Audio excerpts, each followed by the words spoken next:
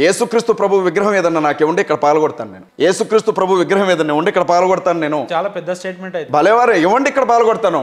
మరే విగ్రహం ఏదన్నా ఉండి పాల్గొడతాను నేను ఇక్కడ. విగ్రహాలు అవి. ఇప్పుడు మన రోడ్డు ఆత్మ ఉండగా ఆత్మ ఉండగా వినండి బ్రదర్, దేవుడే ఉండగా నాకు మధ్యలో విగ్రహం ఎందుకు? ప్రతి చర్చ్ లో మీరు చూసే విగ్రహాలు ఎవరు? ఇప్పుడు నా చర్చిలో విగ్రహం ఉంటే మీరు నన్ను అడగాలి. మీరు నా చర్చికి రండి, మీ చర్చిలో ఈ విగ్రహం ఏంటి అని నన్ను అడగాలి. చర్చికి వచ్చే వాళ్ళే నిజమైన క్రిస్టియన్లు అన్నాడు. వినండి విషయం గమనించండి. నేను ఒక విషయం చెప్తున్నాను వినండి.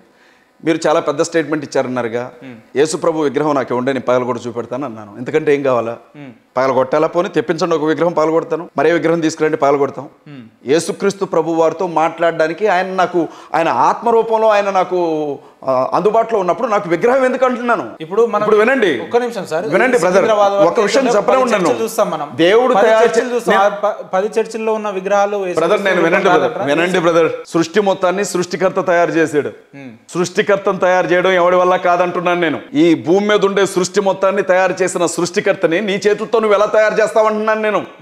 ఇక ఆ లెక్క నువ్వు ప్రాణ ప్రతిష్ఠ చేసిన విగ్రహానికి మేము ప్రార్థన చేసి పెట్టిన విగ్రహానికి తేడా ఏముంటుంది అంటున్నాను నేను.